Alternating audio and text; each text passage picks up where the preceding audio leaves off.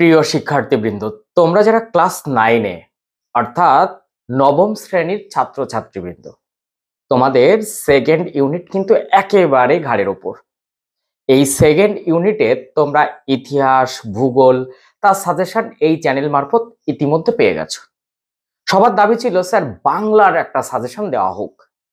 আমি আজকে তোমাদের বাংলা সাজেশন দেব, যেখান থেকে তুমি পুরোপুরি সব প্রশ্নগুলো পেয়ে যাবে এবং পরীক্ষার খাতায় সুন্দর করে লিখে নম্বর পেয়ে আসতে পারবে। শুধু এই নয়, এই সাজেশন, এই শব্দটা তোমার কাছে আরো প্রাধান্য পাবে যে এটা সাজেশন ঠিক নয়, এটা এমন একটা গাইড, সাজেশন গাইড, যেখানে একই ধরনের প্রশ্ন, একদম আমি যা যা বলছি সেই প্যাটার্নের প্রশ্ন সমস্তটা তোমার এই সেকেন্ড ইউনিটে দেওয়া হবে। দেখো, তোমাদের প্রত্যেকটা স্কুলের প্রশ্ন তো সব আলাদা আলাদা স্কুল প্রশ্ন করবে, তাহলে প্রশ্ন তো একটা হচ্ছে না অল ওভার ওয়েস্ট বেঙ্গল জুড়ে, প্রত্যেকটা স্কুলের আলাদা আলাদা প্রশ্ন। কিন্তু আমি যে সিস্টেমে বলে দেবো প্রত্যেকটা গদ্য পদ্য সমস্তটা, তুমি দেখবে সেই প্যাটার্নেই সব স্কুল ফলো করেছে। এখন প্রশ্ন হচ্ছে যে তুমি কি এই চ্যানেলে নতুন, তাহলে তুমি হয়তো এখনো জানো না, এই সাজেশনটা নিয়ে দেখো। সেই সঙ্গে সঙ্গে আমি ডেসক্রিপশনে তোমাদের সেকেন্ড ইউনিটের ইতিহাস এবং ভূগোলের যে সাজেশন দিয়েছি সেই লিঙ্ক ডেসক্রিপশনে দিয়ে দিচ্ছি, তুমি ইতিহাস ভূগোলটাও দেখে নাও, তাহলে তোমার কোনো রকম সমস্যা থাকবে না এই সেকেন্ড ইউনিটে। চ্যানেলে নতুন হলে অবশ্যই চ্যানেলটি সাবস্ক্রাইব করে পাশে থাকা বেল আইকনটি প্রেস করে রাখো, এই রকম তথ্য সমৃদ্ধ ভিডিও পেতে ভীষণ সুবিধা হবে। সেই সঙ্গে সঙ্গে বলি, যারা অভিভাবক দেখছেন একটু শেয়ার করে দিন, তাহলে অনেক ছেলে মেয়েরা উপকৃত হবে। কারা কারা এর আগে থেকে আমার এই চ্যানেল ফলো করো, কারা কারা নিয়মিত এই চ্যানেল ফলো করে পড়াশুনো করো এবং সেই সঙ্গে সঙ্গে বন্ধুদের সঙ্গে যোগাযোগ স্থাপন করো এই চ্যানেলের মাধ্যমে, একটু কিন্তু কমেন্ট করে জানাবে। ভালো লাগলে কিন্তু একটা লাইক প্রদান করে দিও। আমি ভিডিওগ্রাফির মাধ্যমে দেখিয়ে দিচ্ছি তোমাদের জন্য সেকেন্ড ইউনিটে কি সাজেশন রাখলাম বাংলার জন্য। দেখো, তোমাদের আগে জানতে হবে সেকেন্ড ইউনিটে তোমাদের বাংলায় কি কি জিনিস আছে। তোমাদের প্রবন্ধ আছে নব সৃষ্টি, তাছাড়া কি আছে, দুটি কবিতা আছে, একটা আকাশে সাতটি তারা, একটা আবহমান, আর একটি গল্প আছে রাধারানী, সেই সঙ্গে একটা পত্র সাহিত্য আছে চিঠি, এটা হচ্ছে টেক্সট বুকের। এবার তোমরা যদি সহায়ক গ্রন্থেতে যাও তাহলে সেখানে তোমাদের একটি আছে, সেটি হচ্ছে করভাস। এছাড়া ব্যাকরণ পাঠে তোমাদের কি কি আছে, মূলত দ্বিতীয় অধ্যায়ের সমস্ত পাঠটা আছে, উপসর্গ, অনুসর্গ, প্রত্যয়, ধাতু, শব্দ ভাণ্ডার, এই পাঠটা তোমাদের আছে। আমি প্রথমেই চলে আসি তোমাদের নব সৃষ্টি, অর্থাৎ একটাই প্রবন্ধ দেওয়া হয়েছে, এখান থেকে আমি 5 নম্বরের জন্য রেখেছি এই দুটি প্রশ্ন। 5 নম্বরের জন্য রেখেছি, এক, সংস্কৃত ভাষা আত্মনির্ভরশীল, লেখক কেন সংস্কৃত ভাষাকে আত্মনির্ভরশীল বলেছেন এ প্রসঙ্গে, আর কোন কোন ভাষাকে তিনি এই শ্রেণীভুক্ত করেছেন এবং কেন, 2+1+1, এই প্রশ্নটি ভীষণ ভীষণ ইম্পর্টেন্ট। আমি দুটো রেখেছি, তোমরা এর পরেও যদি নিজেরা স্টক করতে চাও, নিজেরা যেগুলো পড়েছো স্যার বা ম্যাম তোমাদের যেগুলো পড়িয়েছেন সেগুলো তোমরা করতেই পারো, তবে এই দুটোর উপরে ভীষণ ফোকাসড হবে, এই দুটো যেন একদম রেডি থাকে। ধর্ম বদলালেই জাতির চরিত্র বদলায় না, কোন প্রসঙ্গে একথা বলা হয়েছে, কথাটির তাৎপর্য লেখো 1+4। এবার আমি নব সৃষ্টিতে 3 নম্বরের প্রশ্ন কি কি রেখেছি একটু দেখে নাও। 3 নম্বরের জন্য আমি 3টি প্রশ্ন রেখেছি। প্রথম প্রশ্ন রেখেছি, বর্তমান যুগে ইংরেজি ও বাংলা আত্মনির্ভরশীল নয়, কে কেন এমন মন্তব্য করেছেন, 1+2। তারপর রেখেছি আলাল ও হুতমের সংক্ষিপ্ত পরিচয় দাও, ওর সঙ্গেই কোন প্রসঙ্গে লেখক এদের কথা বলেছেন, 2+1। আর একটা রেখেছি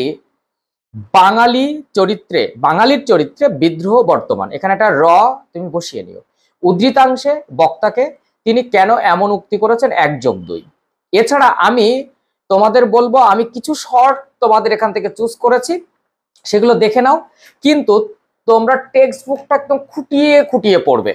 যদি তুমি টেক্সট বুক পড়ো, দেখো আমার স্টুডেন্টরা কিন্তু নোট পড়তে চায় না, আমি পড়াইও না, আমি মূলত 8-9 থেকে এইভাবেই তৈরি করি যাতে মাধ্যমিক উচ্চ মাধ্যমিক গিয়ে যেন কোনো নোট তাকে না নিতে হয়। ইতিহাস ভূগোল বাংলা তারা নিজেরা নোট তৈরি করে, তোমাকেও সেই নোট তৈরি করা, নিজে কিভাবে লেখাটাকে আরো গুণগত মান আরো বাড়ানো যায়, ফুল মার্কস পাওয়া যায়, সেইগুলো তোমার স্যারের কাছ থেকে শিখতে হবে। সেই সঙ্গে সঙ্গে আমি আছি, আমি খুব তাড়াতাড়ি সেই প্রসঙ্গগুলো নিয়ে ভিডিও দেব, তুমি নতুন হলে অবশ্যই চ্যানেলটি সাবস্ক্রাইব করে রাখো, নাহলে কিন্তু পরে আর খুঁজে পাবে না। আর পাশের বেল আইকনটা প্রেস করে রাখো, তাহলে নোটিফিকেশন সবার আগে ঢুকে যাবে। আর বন্ধুদের মধ্যে কিন্তু একটু শেয়ার করে দিও। দেখো আমি শর্ট রেখেছি নবনব সৃষ্টি থেকে নতুন আমদানিও বন্ধ করা যাবে না।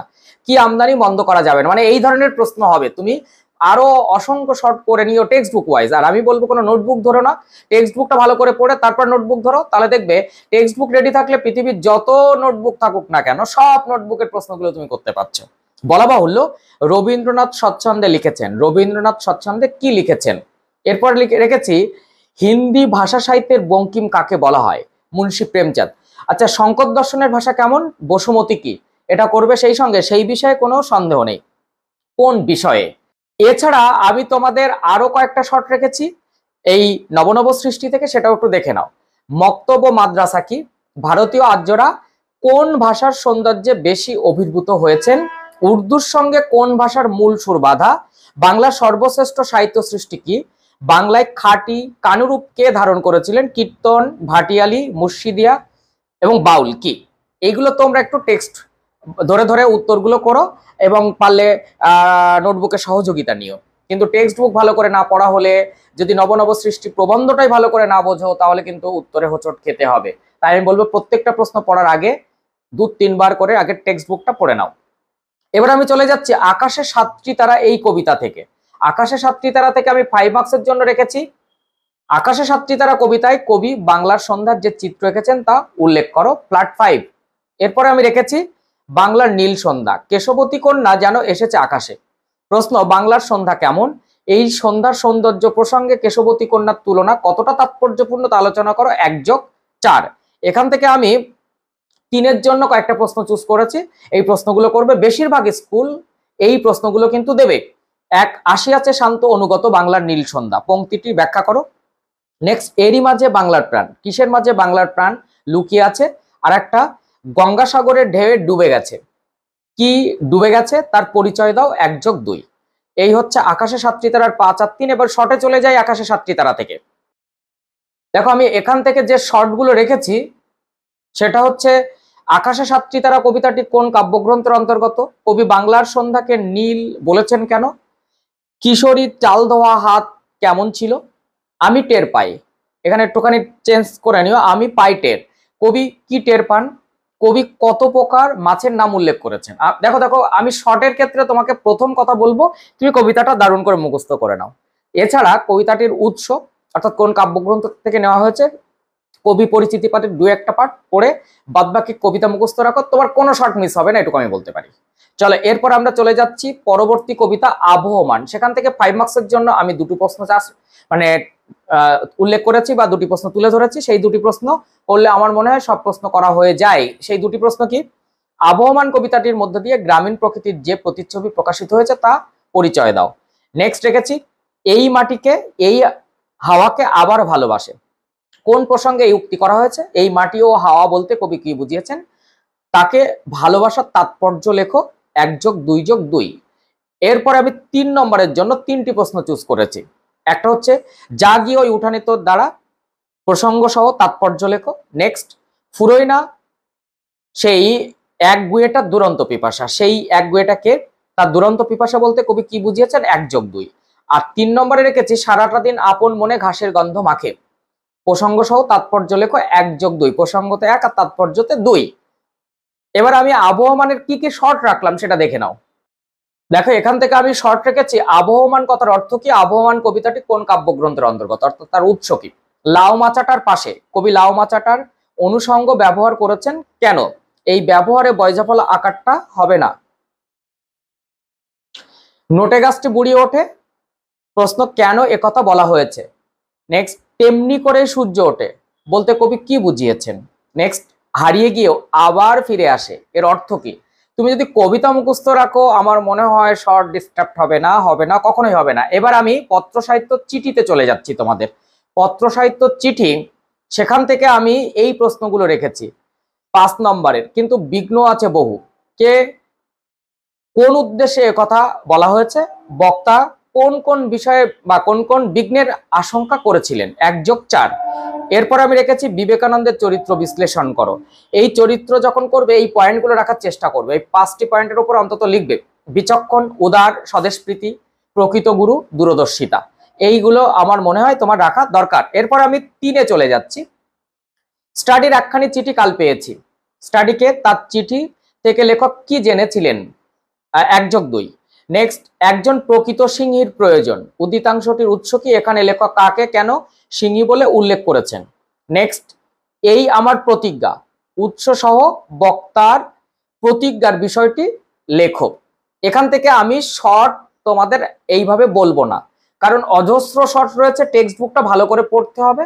চিঠি পড়ার পর শেষ পার্টে মানে শেষ পৃষ্ঠাতে যে চরিত্রগুলোর সংক্ষিপ্ত পরিচয় আছে, এখান থেকেও প্রশ্ন হবে, কাজেই ওগুলো একটু পড়ে নিতে হবে। একটা কাজ করো, আমি রাধারানী 5, 3 এবং শর্ট, তার সঙ্গে চিঠির শর্ট আমি ডেসক্রিপশনে লিঙ্ক করছি এই টোটাল পার্টটার। তার সঙ্গে সঙ্গে আমি চেষ্টা করছি কনভার্স নিয়ে একটা আলাদা ভিডিও করে দিতে। সেখানে ব্যাকরণ পার্ট, কনভার্স এবং রাইটিং পার্টটা যদি তোমাদের থাকে তাহলে তোমাদের একটু সুবিধা হবে। কাজেই কাদের কাদের সেটা প্রয়োজন একটু কমেন্ট করো, আমি তাহলে খুব তাড়াতাড়ি সেটা নিয়ে আসবো, কারণ আর হাতে তো 2-3 দিন আছে। এই জায়গা থেকে এই প্রশ্নগুলোর উপর ভীষণ করে জোর দিয়ে যাও, আশা রাখছি কোনো সমস্যা হবে না। ভিডিওটা দেখার পর শেষে কিন্তু ডেসক্রিপশন চেক করবে, আমি কিছুক্ষণ পরে ডেসক্রিপশনে দিয়ে দিচ্ছি লিঙ্ক, সেই লিঙ্কটা ডাউনলোড করে নিলে তুমি এর প্রত্যেকটা পার্ট পেজ পেয়ে যাবে। যদি তুমি কপি বার করে নিতে চাও অবশ্যই কপি বার করে নিও। ওকে, টাটা, নেক্সট ভিডিওতে দেখা হবে, তত সময় মন দিয়ে পড়াশোনা করো।